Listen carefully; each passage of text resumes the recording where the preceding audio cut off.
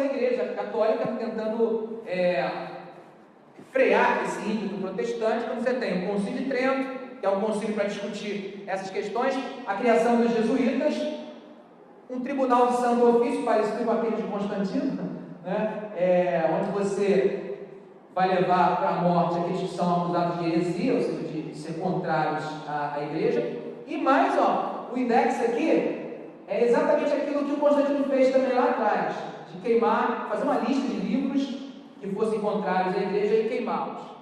Mais uma vez a questão política assumiu. A defenestração de Praga, essa cena que vocês estão vendo aí, mas parece aquela palavra assim, não está sendo. E aí vai se dar, gente, uma das maiores guerras da história da Europa. Morreram mais franceses nessa guerra do que em todo o período pós-Revolução Francesa. Entre a Revolução Francesa e a Era Napoleônica foram cerca de 25 anos. Morreram mais franceses nessa guerra do que nesse período de 25 anos do século XVIII e XIX. E a guerra era basicamente por motivações religiosas, porque existia uma grande aproximação entre igreja e Estado. Para fugir da perseguição, a igreja protestante se aliou a Estados protestantes. E a igreja católica, para impedir a expansão do protestantismo, se aliou cada vez mais com Estados católicos. E aí você tem o absolutismo, que é fruto dessa aliança, aos resultados. Depois de 30 anos, em 48, você tem a Paz de Westfália, que vai dar o direito dos países, aos estados, de escolherem a sua própria religião. Eu quero que vocês me digam qual é a religião daqueles caras que estão ali jogando os outros pela janela. Qual é o seu protestante? Claro, tem toda uma perseguição que é feita, templos destruídos pelos católicos, tudo isso tem. Vai surgir a igreja congregacional e mais à frente a batista. Século XVIII, o avivamento wesleyano.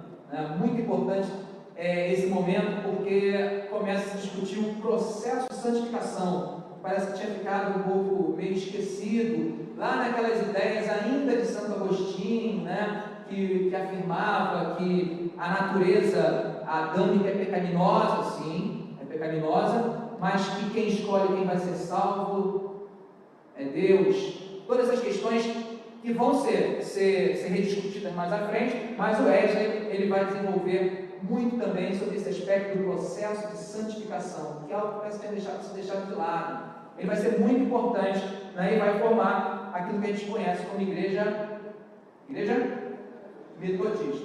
Primeiro é o wesleyano pentecoste. O século XIX é um século dificílimo, marcado pelo racionalismo muito forte e o cientificismo. A ideia é que a razão resolve tudo. É claro que vai se influenciar pelo século XVIII pelo iluminismo, mas no século XIX isso se fortalece, principalmente depois quando você tem aquelas pesquisas daquele famoso biólogo, o nome dele? Darwin, Exatamente. Nesse momento você tem quase que uma crise. Alguns filósofos começam a discutir, a fazer afirmações, como por exemplo que Deus está morrendo, essas coisas vão ser resultado disso.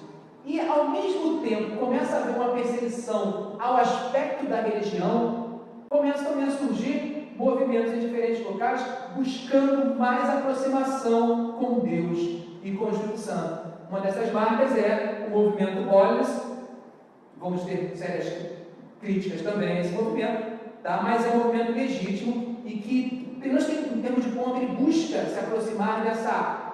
Ainda não se discutia a ideia do batismo do Espírito Santo novamente, mas já se falava de aspectos de buscar mais intensidade com Deus. Então você passava acampamento, buscar se afastar da questão da casa. Então vai surgir os chamados camp meeting nos Estados Unidos, que também tem uma importância muito grande nesse aspecto, você se desligar dos afazeres e se dedicar a momentos de encontro, uma espécie de acampamento da Xerém, mais ou menos por aí. E o pentecostalismo, finalizando aqui.